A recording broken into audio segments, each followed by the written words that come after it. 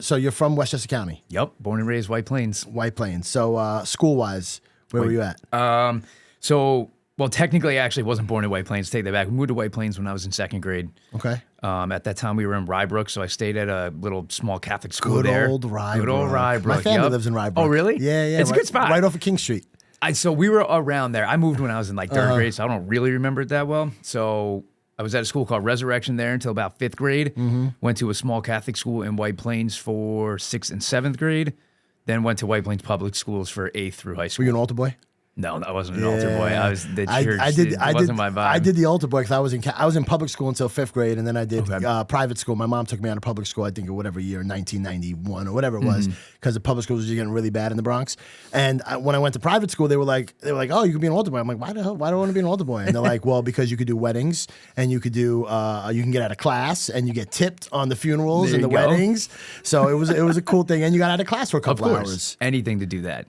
So private school till eighth grade. Yep. And then high school?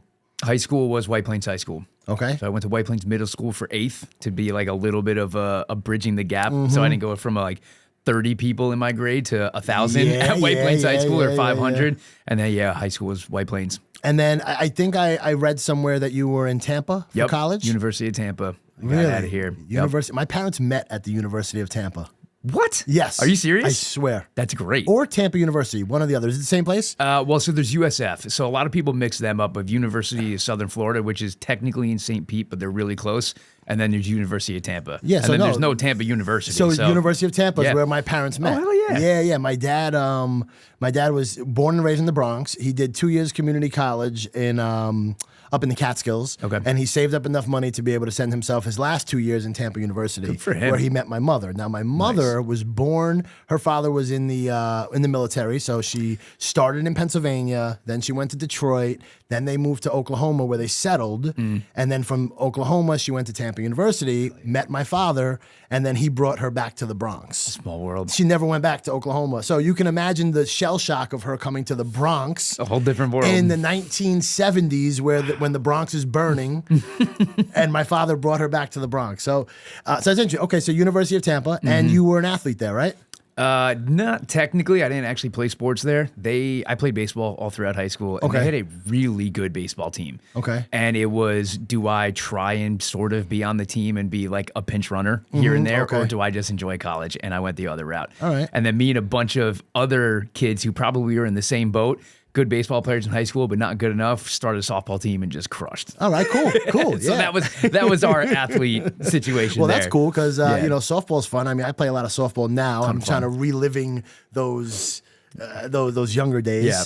All right. So in college, you're not. So how did you get back into? I guess because I met you and you're in great shape. And you're doing CrossFit, you're training CrossFit. So where's the transition from not playing baseball anymore into, I guess, coaching? Yeah. So I had gone to school for exercise science. So I knew I wanted to be in that realm in some sort of way. So then I had stopped playing baseball and was just kind of working out. Okay. You know, traditional. I was 18, so I was doing bis and tris and all that type of stuff. CrossFit was starting to get pretty hot. So my sophomore year of college, I discovered CrossFit and dove in head first, drank the Kool-Aid super hard like a lot of people. Me too. And that's where that kind of started to come into play. There was a gym right down the street from my school. I would walk to it, and I just really fell in love with it and had always been interested in, I'm going to go into the fitness field in some sort of way. So that kind of evolved into, they knew I wanted to do that. I was a pretty prominent member, or whatever you want to call it, in the community. And they were like, hey, we need some more coaches. If you go get your CrossFit level 1, back then it was typical, I'll coach a few classes and get my membership for free. I'm 19. Hell yeah. Sign me up. So then that's kind of what started the route of coaching and teaching CrossFit classes. So you were you were just practicing CrossFit. You were taking CrossFit classes, and then it transitioned into, hey, you could do this for free. Yeah, basically. Yeah. I mean, I had got my regular personal training certification at the time, was starting to do some personal training at the school gym campus, and then added on the CrossFit classes when they asked me if I wanted to. What was your favorite part about CrossFit? Just the vibes. I mean, I like a dirty, grungy, sweaty. I mean, I was in Tampa, Florida. You want to talk about, I've never sweat so much in my life. I just like that. And everybody's in there to get after it. And this was like OG CrossFit days, what was that? I had just graduated. This is like 2013, 2014. Yeah, when it was really garage. Really garage, old warehouse. And they threw the flooring down and threw some barbells in. That was it. I just liked that vibe, and it was different. And not even bumpers a lot of times. Barely bumpers. And it was just fun. It was a good energy. Don't slam the barbells. Yeah, a whole different vibe in that scenario. And I just liked that. That really kind of spoke to me. I think that was the environment of working out that I didn't know I had wanted, where it was just, hey, we're all here to just work. Yeah. And that's it. Yeah. You know, it was just a lot of fun. No egos. There were some egos in there, well, but friendly ego. I want to beat you. That's what makes CrossFit so great and amazing. Is they made it possible for 17 people in a class, men, women, different ages, different skill groups, and so on, to compete against each other. When I say no egos, I mean like you're not standing in the mirror flexing and figuring out your try. You know what I mean? Like you're in there competing, which is a healthy sort of ego to have, I feel. I 100%. You get the adrenaline pumping and you're like, you see, for me, one thing that drew me into CrossFit was like, I love, first of all, I'm very big on, on efficiency. Yes. So I loved coming in and taking a 40-minute class and getting my ass kicked for 40 minutes and being done for the day and working every single part of my body. Yep. The whole isolated, so like that's just not for me. I feel like I have a version of ADHD where like I can't just focus and just sit there in a mirror doing this.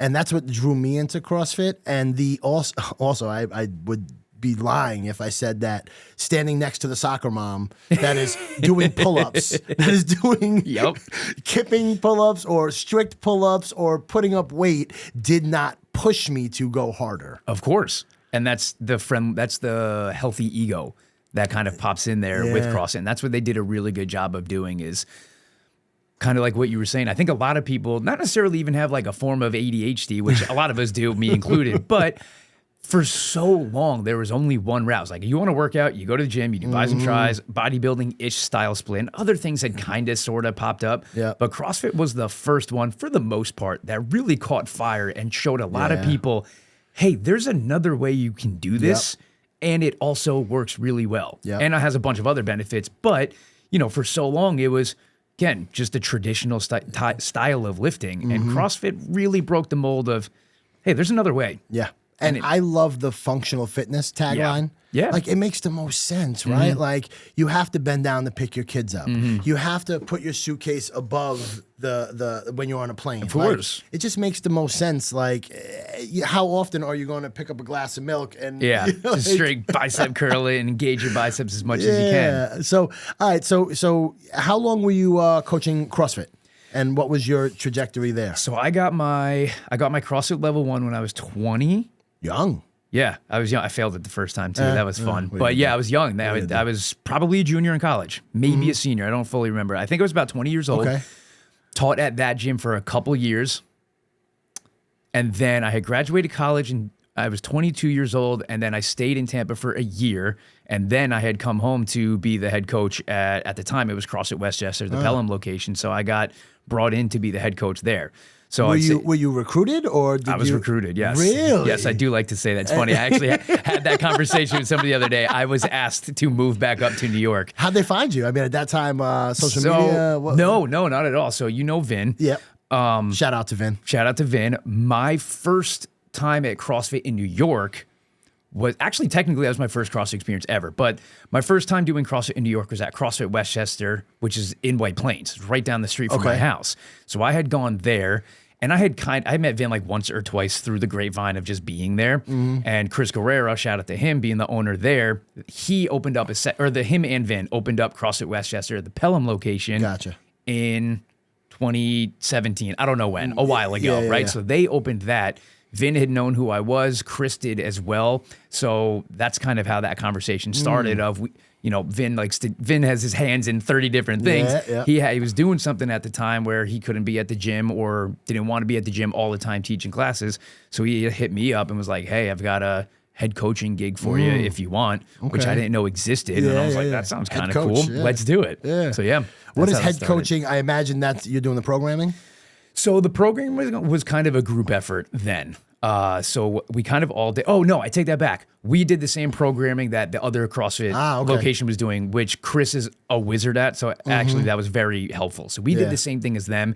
And then through the years, we kind of did a little bit of group. We did some of our own. Yep. There was a little bit of mix and match in there. But for the most part, I was teaching 25 classes or so a week and then doing a bunch of managerial kind of back end on boots on the ground type of stuff. That was kind of what, so I'm interested in that aspect of it. So was that the first time you were in like a management sort of position? Yeah, and I wasn't very good at it. What were some of the early struggles that you had? Just doing, a lot of it was, so much of my career at that time was you have a client, go train them, move on to the next one, or move on with your day. This was, all right, you need to go into MindBody. You need to sign people up. You need to maybe hop on a sales call to get somebody to join the gym. Somebody has an issue with their payment.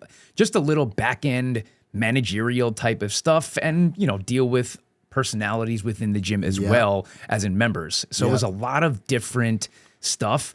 And I like this style of learning. There was a little bit of just like throwing it into the fire, love it. which I'm actually a fan of. But at the time, I was 23, not great at that stuff. It was just difficult for me. And a lot of it was I get frustrated and then so on. So that was a struggle for me, was kind of dealing with a little bit more managerial back end stuff that I wasn't good at the time. I was just young. Yeah, of course. Yeah. And so now you're not only managing the members, you're also managing, I guess if you're the head coach, you had other coaches that were. Yeah, exactly. And kind of this big melting pot of responsibility. Yeah, exactly. While also, staying fit yourself. Yes. And were you still doing private coaching at that point, or did you kind of dive headfirst into being the head coach there? So it was mainly for a period of time just being the head coach there. I was allowed to do other private personal training. It just didn't really come up in conversation a lot with people. So when I first started, maybe the first year or so, I didn't really do any private coaching. It was just the classes and head coaching duties. Interesting. And at this point, so we're talking, 2017, 2018? I graduated college in 2015, 16. Yeah, we're talking about 2016, 17, 18 time frame. Where is Pat the influencer at this point? Non-existent, honestly. I mean, I had been posting some stuff on Instagram, kind of going through phases of I want to try and gain a following. I'd gone back and forth. I had done some online coaching throughout those years. Nothing really organized. It's kind of just if somebody would reach out, I'd say, sure, yeah, I do that. Yeah. So it wasn't really anything official. And I had always posted stuff on Instagram, but most of it was just, hey, this is what I did. Yeah. For my workout. This is my life. This is my life. Exactly. This is my life. I kind of treated it like most regular people treat it now. It's here's a picture of my dog, and I went out with some friends, and we had a few beers, and here it is. And oh, by the way, I did a workout today. That was kind of the majority of it. There wasn't anything really intentional behind it, I should say. When did because right now, last I checked, you're north of 400,000 followers. Just under 397. So who's counting? How does it feel to be an influencer? I hate the word, but it's kind of who I've turned myself into.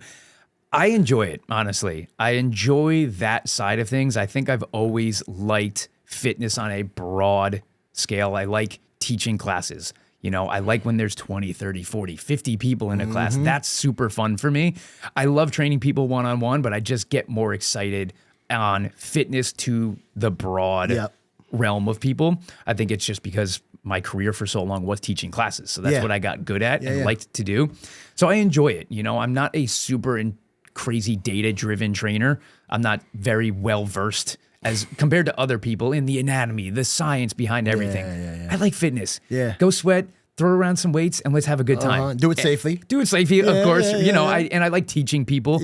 But that's kind of the side of fitness I like. So I think I enjoy what has turned into my Instagram, which is, hey, a bunch of people, try this out, basically. How did you, having 400, just south of 400,000 followers, you got any funny stories? Any you noticed out there anywhere? Happened once. It happened once, and it's actually a very funny story. So real quick, my sister, who's a little older than me, has been on Broadway basically on and off for her entire life since she was 14 years old. Actress, yeah. Okay. So actress and singer. All right. So she, especially since we're in New York, we'll walk around, she'll get recognized. Yep. She is now married. At the time, her her boyfriend, I don't think they were engaged yet, boyfriend or fiance at the time, is a pretty well-known actor, has been in shows and has just wrapped up a pretty popular Netflix show. Okay. So he's very well-known in certain spots. So me, them two, and the rest of my family are walking down the street in Rye. So they're two pretty well-known actors or actresses, and all of a sudden we hear, "Are you Pat Damiano, the kettlebell dude?" And I'm like, "Yes, I am." And I ended up. Would you like me to sign that? Exactly. So me and this kid ended up having like a 10-minute conversation, and actual famous people are right next to me, just laughing at the entire situation. So it's happened once. And do you hold that over? Do you bring that up to them sometimes? It definitely gets brought up in conversation from time to time. Right around the holidays. Exactly. It's a fun story, and it's funny. You know, it's interesting though, like, you know, people, you know, I know you said you're not so comfortable, you don't really like the word influencer, but like you are influencing people. Like I could say, like, one of the reasons why I wanted to have you on here as a guest, because you have influenced my fitness journey. Thank you. Over the past, I guess I've known you now going on 7-8 years. It's crazy. Yeah. Since CrossFit Westchester. It's amazing. Yeah. And you have, like, I don't know if you remember this, but like even early on, like I had reached out to you via DM, like, hey, so I want to start playing softball, and you start talking to me about twitch muscles, and hey, if you want to play third base, you know, like, so like, and you have a innate ability to simplify. Thank you. And you know, the easiest way to explain that is thumb in the butt. That's Right, the winner. like- That's the one that stands out the most. Yeah. So, you know, how is it? Is it just natural that you're able to kind of simplify some of these more complex exercises, or do you spend time thinking about it? I definitely spend a little bit more time thinking about it now, as it's intentional in content is to keep things simple. I think part of that just kind of came from how many hours I've done teaching and coaching people. I was actually doing the math a little bit earlier today because I know we might talk about this.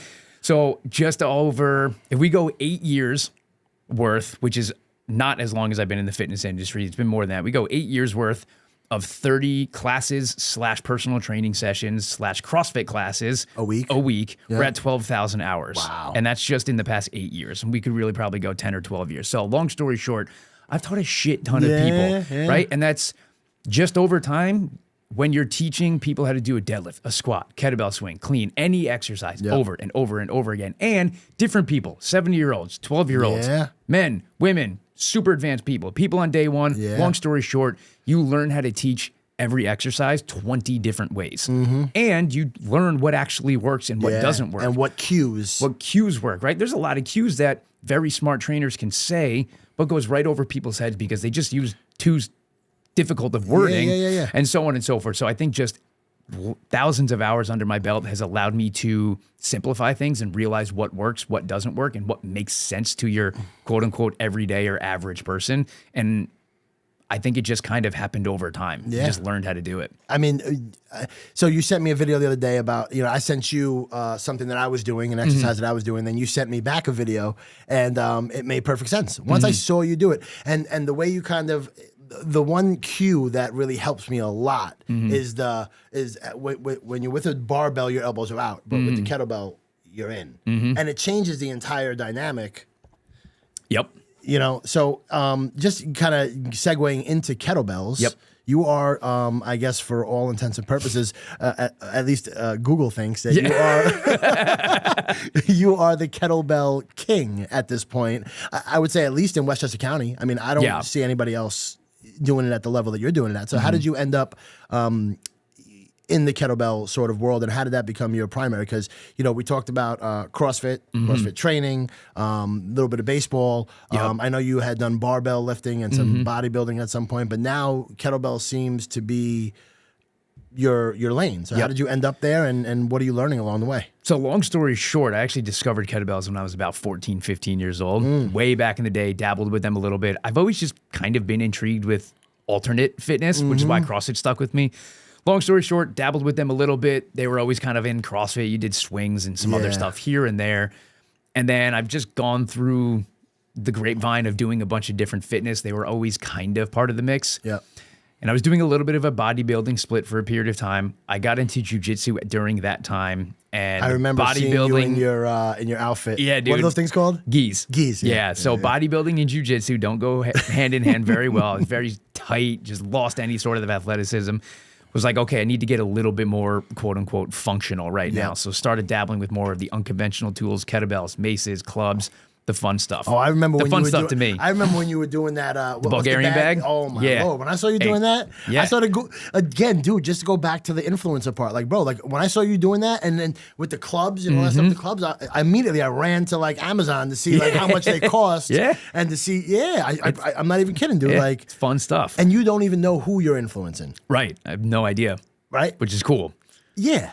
So you're dealing with the Bulgarian bags, the maces, and the kettlebells. Doing a bunch of random stuff with them, just exploring them. Honestly, for 2 years, I was just doing a bunch of random workouts with those things, learning how to use them, what makes sense, what doesn't. Because I'm just kind of like a hands-on, I'll figure it out along the way type of person.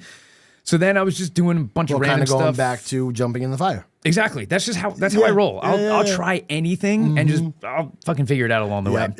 So was doing that for a little bit, kind of got into I want to gain some of my like strength back. And with the style of working out that I liked to do, which was still a little bit more unconventional, I knew kettlebells were probably the best route.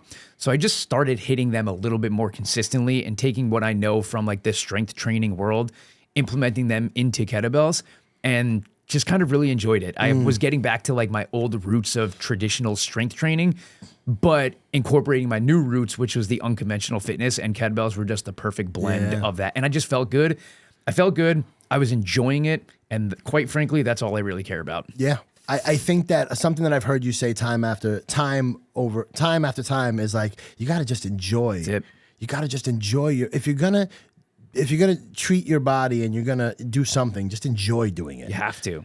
And I never enjoyed the ISO workouts. I never enjoyed it. You know, like truth be told, I don't enjoy sitting on a treadmill either. I don't enjoy. I do enjoy swimming. Yeah, I do enjoy riding a bike. You know, like, and great. There's so many different ways to optimize it. But like, I've heard you say that time after time, and I'm a huge fan of that also. Like, and that's what drew me into CrossFit. That's what Now I'm working through your Project Bellplex. Hell yeah, I love that. and it's fun. Yeah. And it can be scaled, right? Like I'm dealing with the shoulder injuries, so like I go a little bit lighter on them just to kind of get me to the next level. But like I'm enjoying it and it's fun. Like you're doing the circuits and it's really kind of making it easier and enjoyable to go back to the gym. Yeah. And at the end of the day, that's the only thing that matters. For 98% of people, if they go to the gym 4 to 5 times, let's call it 4 times a week, do some sort of resistance training. I have like a few things I think you quote unquote should do. Do some sort of resistance training, get your heart rate up. There's 10,000 different ways you can do that. If you found a way that gets you to the gym 4 times a week for the rest of your life,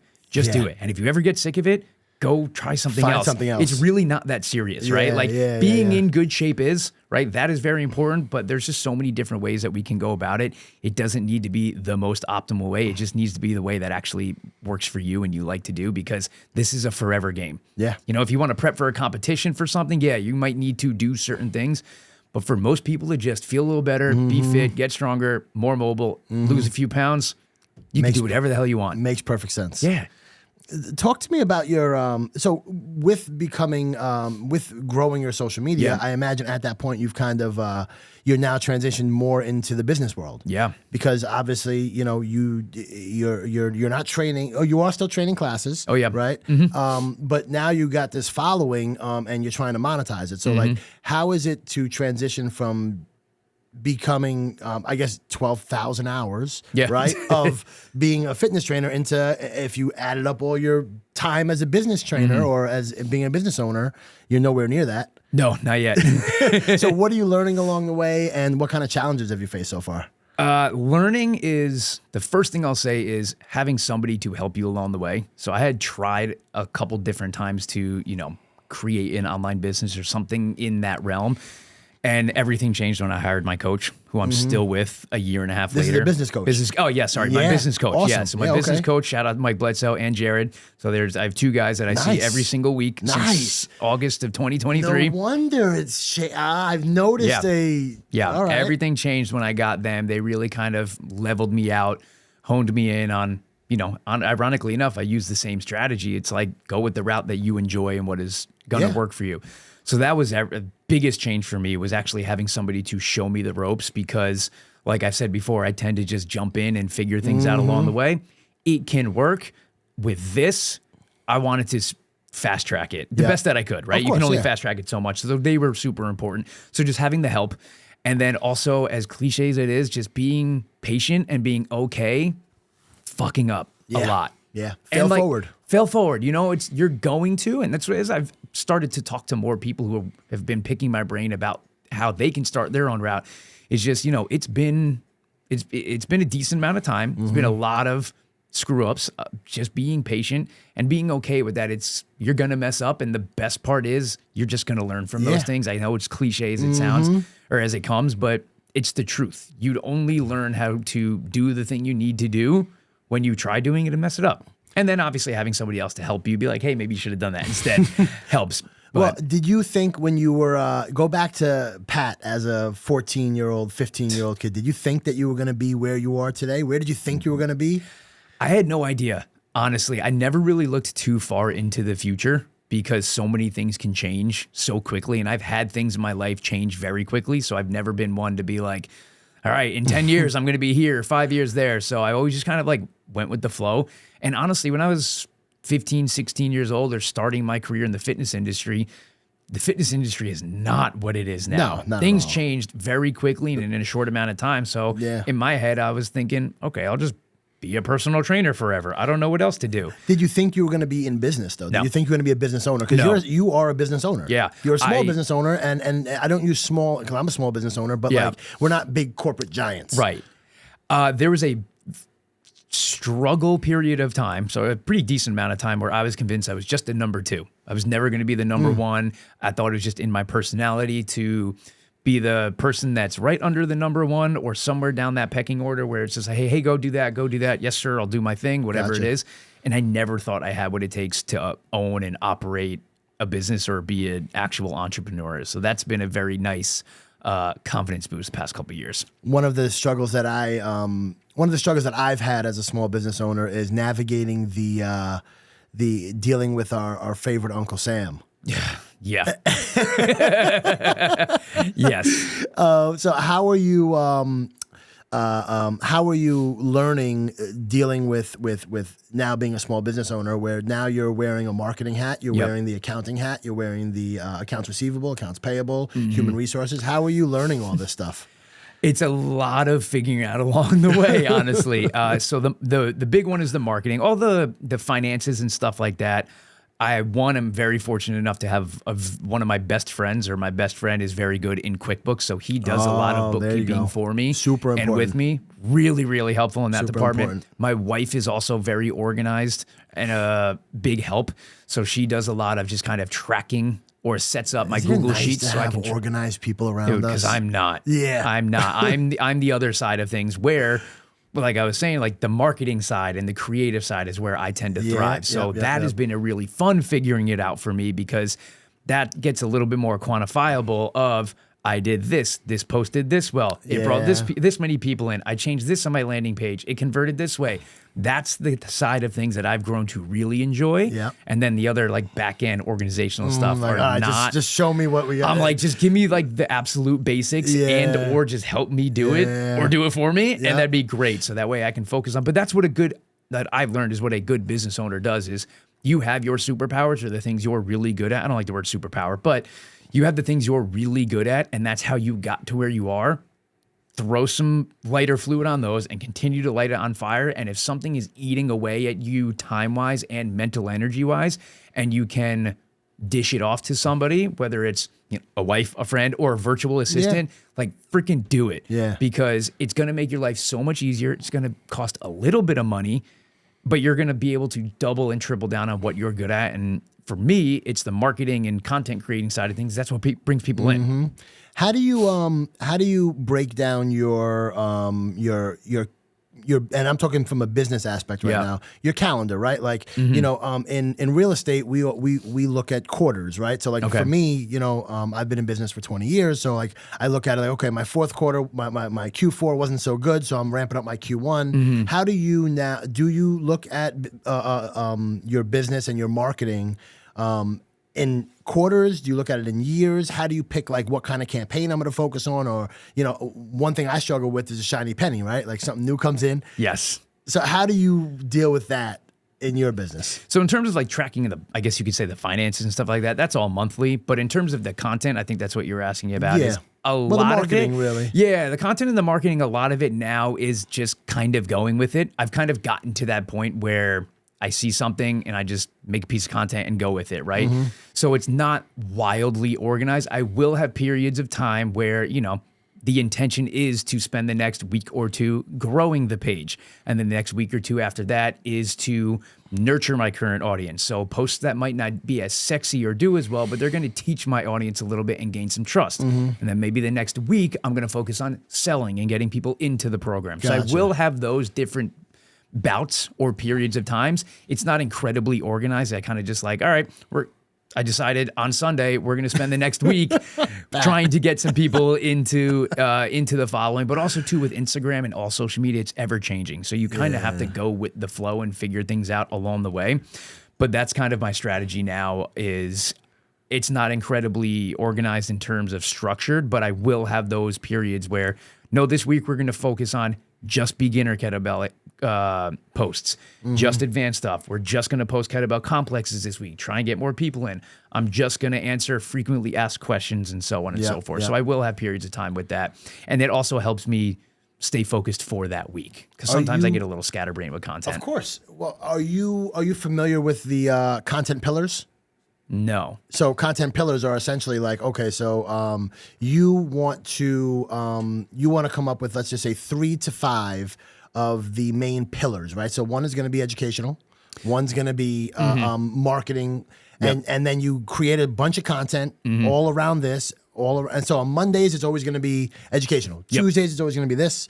So I don't know, maybe you might want to look into that. That might help a little bit just to kind of keep it all organized. Because I imagine your Google Drive probably looks crazy with all the videos and all the stuff you have out there. Yeah. I definitely, I do have an album in my phone that's all like edited or ready to be posted videos, and it's pretty large. Yeah. So and so I do a similar concept in my head. I call them buckets. So kind of the same idea. Yeah. I definitely have pieces that are intentional for, learning, complexes, beginner stuff, and so on and so forth. Yep. And are you? How do you embrace new technology as it comes in? Right. I'm actually pretty bad. Really? I'm actually a really bad millennial. I just happen to get good at social media and just stuck with that. I just recently bought a fancy camera because I started doing more YouTubes, and I think it's necessary there. And I still have no freaking clue how to use it. Yeah. Efficiently, at least, dude. I'll film a video that's 17 minutes long, go check it. The whole thing's blurry. I'm like, what? Because you didn't set your exposure right. I don't even know what that means, to be honest with you. I'm like, autofocus, play. Yep. So I'm actually not the best, to be completely honest, but I will definitely dabble. I'm getting better at it because you kind of have to be now. And I'm getting better at learning what I need to do to make sure that things are going to stay top notch, because I take my content seriously now. Yeah, of course. You do you leverage any sort of virtual assistants, or is it? So I have a virtual assistant, and she has I'm pretty sure the way it's set up is she has a company or a team. So I could send most little back end stuff to her, or some graphic design stuff, and it gets taken care of. That's been huge. Yeah, huge. Yes, absolutely. How do you if all right, so let's go backwards. If you were to meet somebody that's brand new to IG, brand new to social media, I'm not even going to use Instagram because maybe that might not be what they're comfortable with, but brand new, and says, hey, you know what? I've got no followers. My mom follows me. What advice would you give to that person that wants to grow a brand and build a business out of it? Because maybe they might be a little more introverted, and they don't necessarily want to put themselves out there, or whatever the case may be. They want to use social media as a vehicle. Yeah. So if they're not super comfortable in showing their face or something, there are ways around that, but I'll leave that slightly different topic. But if somebody wants to get started, there's 4 things I think they need to do, and they should do them in this order. The first one is sit down and really get clear on what your niche is and who your avatar is. So basically, who are you speaking to? Who do you want your content to be for? Is it men? Is it women? Is it both? Is it fitness? I'll just use fitness as an example. Is it people who want to gain 10 pounds of muscle, lose weight, get better at triathlons, bodybuilders, kettlebells, whatever it is? Figure out what your niche is and who your avatar is. And if you have no idea, picture the best perfect client you could possibly think of and just clone that person, right? And if you're someone who's working with people in person, think of the clients that you have. I'm sure there's one client you're like, man, I kind of wish everybody's like this person, right? Yeah. Take that person. What are they? Where are they from? Who, man, woman, how old are they? What are their goals? So on and so forth. Every detail about them that you can, that's the person you're going to talk to. That's your client avatar. That's your client avatar, right? The next thing you're going to do is figure out, take 30 minutes, no distractions, open up a Google Doc or a piece of pen and paper and write down every single possible pain point that they could possibly have. Any question and any pain point they have. Don't know how to get enough protein. They have to work out from home. They need time-efficient workouts. Every single one of them, get as specific as you possibly can. After that, you're then going to ask that person those same questions. What do you struggle with? What are your biggest pain points? What are you having the most problems with? Because one, that's going to add to your list. Yep. You then get their language, right? So you might think that they have a problem and they actually don't. Or you might think that their problem is described this way and they'd actually describe it this way. Because at the end of the day, when you start making content, you have to speak their language. You're saying actually go to your ideal client. Yeah, go to your ideal client, right? So literally, so you wrote down what you thought their problems were.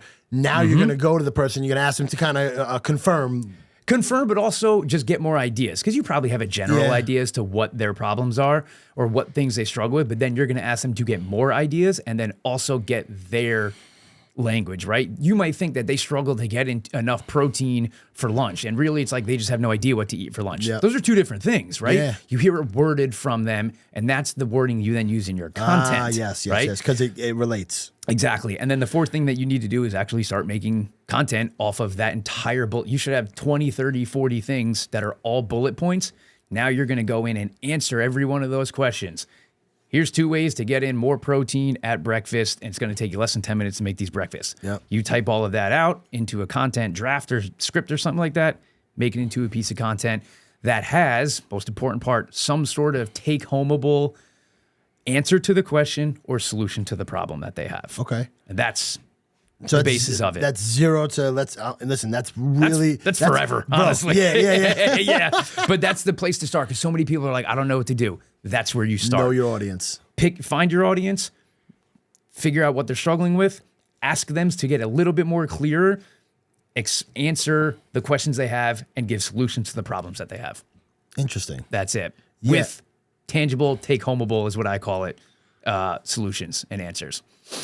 What do you want people to say about Pat after you're gone? That's a good question. That he was genuine, authentic, and actually cared. In terms of, like, if we just look at social media and the stuff that I'm doing, people who might actually not know me, that's kind of the way I would interpret that question. Yeah. If that's what you're asking, or if you're asking like people I'm asking who do know in me. general. Genuine, authentic, and actually cared. Well, because I those think. three things can be also portrayed through your social media, and I think Right. they are to a degree. I would hope right? so. Like, That's my goal. You know. I mean, you have a squad of weekend warriors. Yeah. Right? Yes, Like, I do. You name Whole your squad. you name your group, you name your class. Like that just shows that you actually listen. Part of it is probably marketing, but part of it also is it comes from a sense of caring. Yeah. There's always going to be, you got to play both sides of those coins at the end of the day. There's going to be you word things a little bit of a specific way, because that's a little bit of marketing. But yeah, at the end of the day, the authenticity and the caring has to be there, or it's just not going to land as authentic in any way, shape, or form. How is being an influencer affected your home life, or maybe because you're married? Yep. Right. How long have you been married? 2.5 years now. Wonderful. Thank Wonderful. you. So I'm engaged to be married. Yes, sir. Congrats. So yeah. So and how is it being an influencer and dealing with in social media so much, and also having a wife at home that you have to pay attention to, and also running this business, because social media is just one aspect of your business. Right. So how is it that you balance? Balance. That's a key word right there. It's tough. I do have a little rule with myself in terms of not being on my phone at certain times, first thing in the morning and usually towards the end of night. So I'm not, that's honestly primarily for myself, so I'm not on it 24/7. But it's tough, because this is the first time in my life that I can kind of work all the time, which isn't a good thing. My whole life, I was a personal trainer, or I taught classes. It's an hour. That's it. You walked out and that was it. Classes from 8 to 9. At 9:01, you're chilling, right? Or you have another client and so on, but it's basically just an hourly worker. Yep. But now I could always be working on something. I could always write another email. I could always come up with another post idea, and my brain just goes all the time. I say that I have too many tabs open sometimes. I literally, my wife looks at my computer like, how do you, I have like 8 tabs open at all times. 8's nothing. It feels like a lot to her, I guess. Yeah. But I will admit, I'm not great on it. I'm definitely on my phone a lot. I try and interact with my audience the best that I can, but also I know I'm kind of just screwing around sometimes. Yeah. It's been nice because I'm home more. I like that. Fortunately, I'm not in the gym 8, 9, 10 hours a day anymore. So me and my wife can eat dinner all the time together because I'm done at 5 or 6 o'clock, or I'm home. So it definitely gives me a little bit more flexibility in that aspect. I try and be done Fridays by like 2 o'clock so I can hang out with my family or be with my wife. Okay. So I do have some rules that knowing that I can stop, I'm allowed to stop at certain times because I'm the boss, is good in that sense. But there are definitely days where, you know, I'm on my phone a little too much. I'm a little zoned out. I'm not fully present. And that's something I do know that I need to work on. You are, you're an uncle. Yes. Right? Yes. It's my favorite title. Well, no, husband is first. Love you, Cody. And then uncle and godfather. Okay. Yeah. So I'm sorry, you have a niece or a nephew? He's nephew. Nephew, what's his name? His name is Jack. Wonderful. Shout out Jack Logan Shea. He's going to be a movie star one day with that name. Awesome. You heard it here first. There we go. Jack Logan. All right. Yep. So how is so how's your relationship there, and how does that impact your life? It's amazing. We're super tight. So my parents still live in White Plains. Me and my wife live in White Plains, and my sister and her husband, who have the kid, live in Greenwich. So we're all really close. Nice. We see each other all the time. Nice. At least once a week. It's been great to just see him grow up. But then like we're also with my family all the time. He kind of brought a lot of us together, you know, before the baby's in the mix. Everybody's kind of doing their thing. They get distracted, they're tired, so on. But he kind of brings all of us into the mix together to see each other a lot. So it's been really good in that aspect. And, you know, he's actually been helpful in the sense of, you know, when I go over to my parents, there are times where I put my phone downstairs. Like that's kind of me practicing for when their kids are around. Like be present, put your phone away. Nothing really matters for the next 2 hours. Like your business isn't going to burn down. Yeah. You know, you can not check Instagram for a few hours, hang out with him, get stuff done so you can go hang out with him. You know, you have some flexibility. Your sister hits you up. Hey, we're going over to the parents' house. It's 2 o'clock on a Tuesday. You're like, I technically can do that. Let's go do it. Right. Yeah. So from the business standpoint, it's been great, but just appreciation for family and life has been skyrocketed. Yeah. You know, I've always kind of been okay with the idea of maybe we move 30 minutes away, an hour away, moved to North Carolina or something crazy like that. And now it's no, can't go anywhere. Need to be near him, need to be my family, want my family and my parents around when we start having kids. It's just, it changed my life. It changed my outlook on that. It seems that family is very important to you. Is it just you and your sister? So, and then we have another sister as well. Who's the oldest, youngest? So the one that has a kid is the oldest. She's 30, I'm 31, 33, 35. So and 2 older sisters. You're the youngest. I'm the baby. Youngest of 3. I'm the youngest of 3. I'm the youngest of 3 also. Yep. 3 boys on my end. But okay. Yeah. Do you get like the little brother treatment sometimes? You know, in a sense, yeah. I definitely did growing up more. But it's a little bit like having 2 other moms in a sense. And my mom says that. Like they really were helpful and took care of me and they're to help take care of me. They just loved me when I was like a little kid running around. So I definitely get a little bit of the little brother treatment, but in a good way. Yeah. You know, it's 2 girls. Gotcha. So it's great. So I had 2 older brothers and my father, and I always tell people that, like, you know, I lost my dad when I was 27 years old. And, you know, I like to look at things as, you know, the glass half full instead of half empty. So I say, you know what, there's people who didn't have their fathers in their life at all. So I had him for 27 years. So I always look at it like I have my 2 brothers and my father so I say I was blessed to have 3 male role models to teach me all of because growing up and becoming a man is like, if you don't have somebody positive to look up to, you could really go down the wrong path. Yeah. So, you know, I look at it like I had 3 male role models that I could look at and grab all of the good qualities, right? And then kind of just like say, all right, well, you know what, that I don't necessarily, you know, like kind of discard the bad qualities. Right. So, so family is super important for me as well. It's good. What's your, so I am Italian? Yep. 50-50, Irish and Italian. Irish and Italian. Yep. You guys do Sunday dinners? We, for a period of time, there was years, every single Sunday. When I was still living at home, so for a period of time, I was living at home, and then my sister that's just a little older than me was living at home. And during those times, this is probably a little before COVID, Sunday dinner, every Sunday. Pasta, meatballs on repeat. Is forever. it gravy or sauce? I say sauce. My dad says gravy. My dad's the Italian one. He says sauce. Or sorry, he says gravy. I've always said sauce. So we're a little bit in the middle. What books have impacted your life? Oh, I like this question. I've read a lot of books. I've read a lot of books, and I have not taken in a lot of information from a lot of books. I definitely fell into the what I call like book whore phase of like finished one next, finished one next, and then I realized like I didn't actually take anything in. But subconsciously you were. Subconsciously I was. So I will always say I do know that there were periods of time where while I was reading a book, I would implement something at the time that I read, and then it turns into a habit, and then I forget it came from that book. Yeah. So I think there's a lot very of that. true. That is accurate because I don't even remember why certain things happen. Right. Like I'm pretty sure that Where'd I get happened that from? many times. Exactly. I have no idea, but I know it is a thing. That's kind of something I do all the time now. That's the subconscious, though. That is the subconscious. I just don't remember that it was from a book. But there is one book that really stuck out to me, and it's one of the very few books I actually read twice, and it's called The One Thing. And Gary Keller. Is that his? I don't even remember. Is it the white? Yeah, white cover? says like That's O-N-E. Gary Keller. That's Keller Williams. Hell yeah. Nice. Focus on one thing. Lead domino. So yes, exactly. That book, I can actually say I think like changed my life because I look back on it mentally all the time, and I actually have the thing that he says. So if you've read it, you know at the top it says, "What's your someday goal? What are you doing now? Then what's your 5-year goal, 1 year, and so on and so forth." I actually had that printed up right next to my desk. So when I start screwing around, I look at it and I'm like, get back in line because I get very distracted. It's like you said, shiny object syndrome, entrepreneurial, ADHD doesn't always go hand in hand well together. No. It has its superpowers, but it has its downsides. And one of the downsides is getting distracted. And my coaches are very helpful in that as well.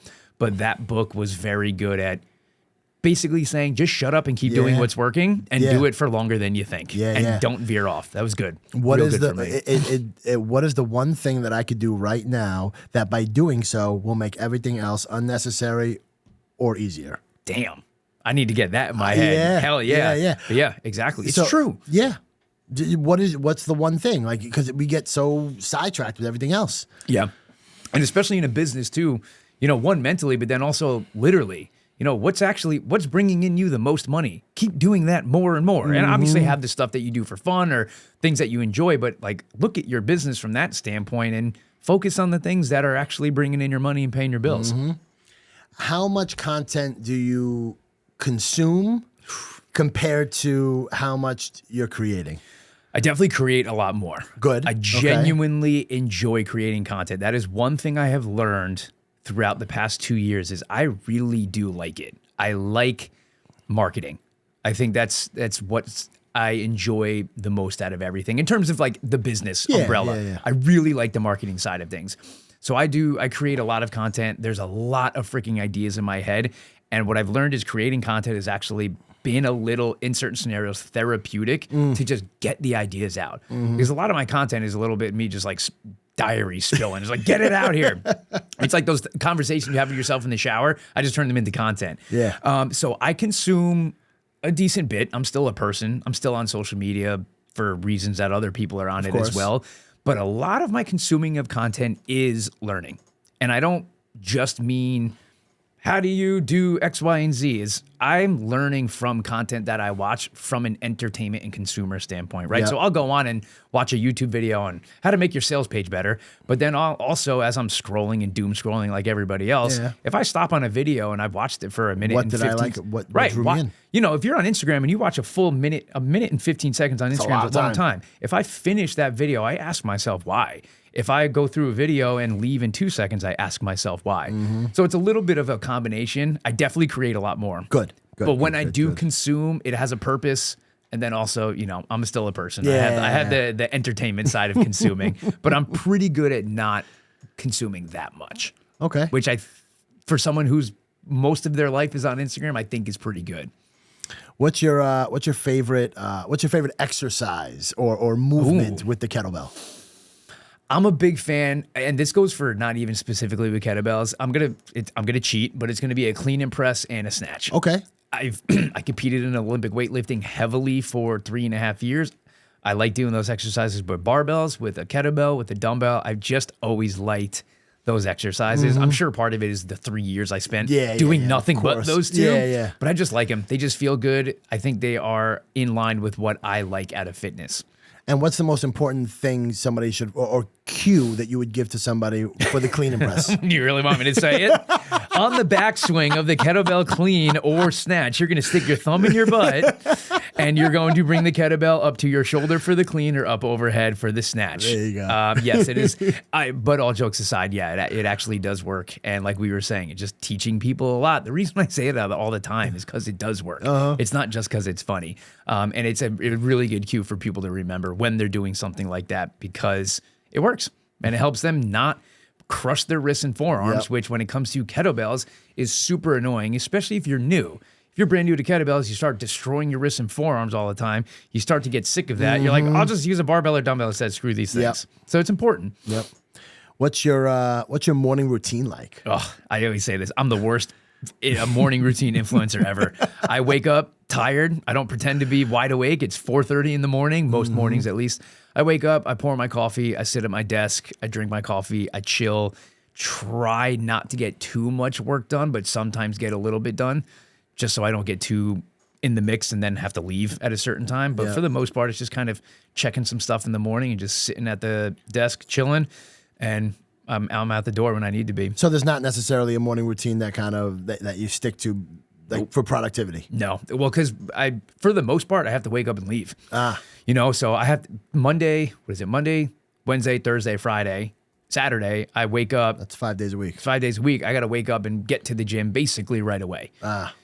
Tuesdays because is you're the teaching one, like a 5 a.m. class. Yeah, you have a 6 a.m. Yeah. So Monday through Friday, well, not Monday through Friday, but weekdays is the 6 a.m. sessions, and then Saturday is the 8 a.m. class. So I basically wake up, have my coffee, and then got to go. Tuesday's the one day that now I don't train people in person anymore. That's dedicated to all online stuff.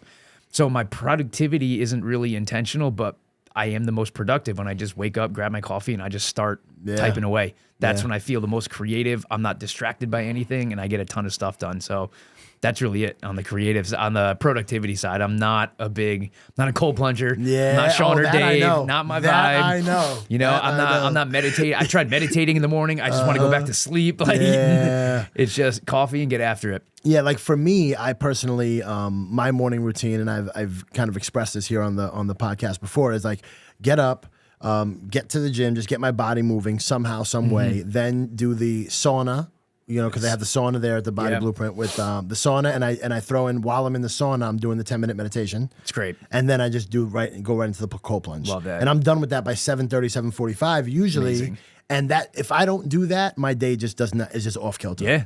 And that, I guess, for you, getting up and getting like that initial sort of cup of coffee, get a couple of things done, that just sets your day up. It does. Honestly, it's funny because sometimes on Sundays I don't do anything, right? I wake up and I'm home. And sometimes I feel more off on Sundays because I didn't go to the gym. You're out of your routine. Yeah, I'm out of my routine. I don't even go to the gym to work out. I go to work. I'm out of my routine. Yeah. So sometimes I try not to because it's Sunday, but like I feel good when I'm productive.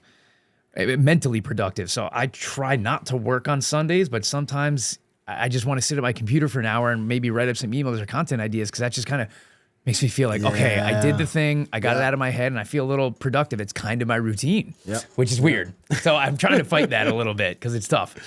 Where do you see yourself 10 years from now, 15 years from now? We're going back to the One Thing book, we're talking about your someday goals. Like what are some monstrous goals, or where do you see yourself in the next 5-10 years? Definitely still doing my fitness stuff. I mean, that's still going to be the head of the cart, or whatever you want to call it. That's still going to be leading the way. Fitness has always been an enormous part of my life. It always will be in some sort of fashion. Which, in what sort of way, I don't know. I'm sure kettlebells will still be in the mix just because it's my vibe now. But something I would like to see happen more that I've really been enjoying is more coaching, mentoring, teaching, however you want to call it, in the content creation and, solopreneur business space. I've really enjoyed my journey. I've been through the struggles and ups and downs of it, and I understand it, and I know that the light can be at the end of the tunnel if you put the things in. And for trainers specifically, it changes everything. The fitness industry can be a pain in the ass industry that are very tiring. Don't see how you can get out of this rut. Most people just end up changing careers, to be honest. Yeah. And I got out of that, and it's really refreshing, and it's possible. And I would like to do some sort of giving back, coaching, teaching, whatever you want to call it, even if it's just creating content on that side of things, because I am very passionate about it as of late. I really do like it. Well, it's interesting you bring that up, and this kind of just crossed my mind, and I've been thinking about this a lot over the past month or two, and I'm like, I noticed that it's a lot harder for a male to grow on social media in the fitness world than it is for a female. Yeah. Right? It's a little different. Yeah, because I feel like, and not to discard any of the female fitness pages or influencers, but it's just a lot easier for them to go because they'll get a ton of followers just by what they're wearing, possibly. Yeah. So like being a guy that has flourished in this sort of world is something to be, said.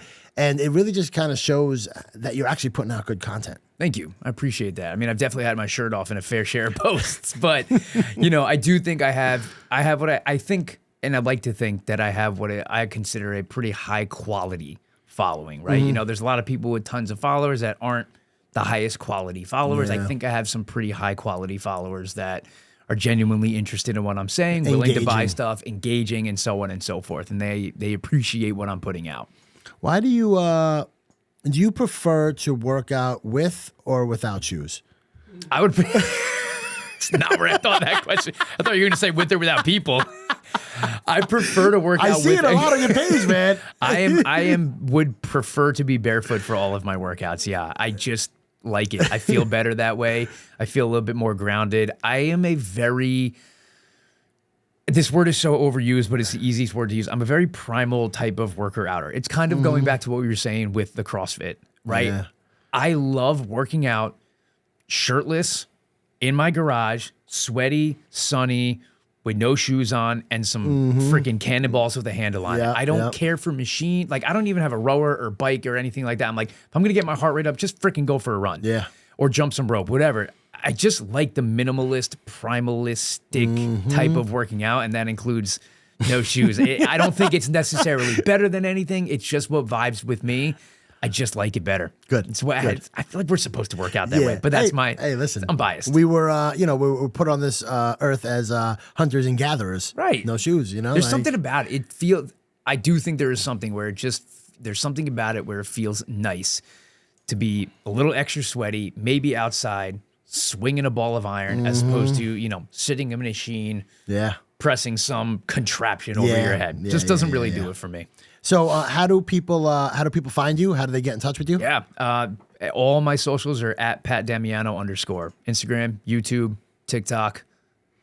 That's about it. Yeah. My links that you need are in the bio right there. Well, for dude, all of them. I really appreciate your time, and I hope you enjoyed yourself. I did. I love this. I really appreciate you having me on. This is great. My man. You're the best. All right.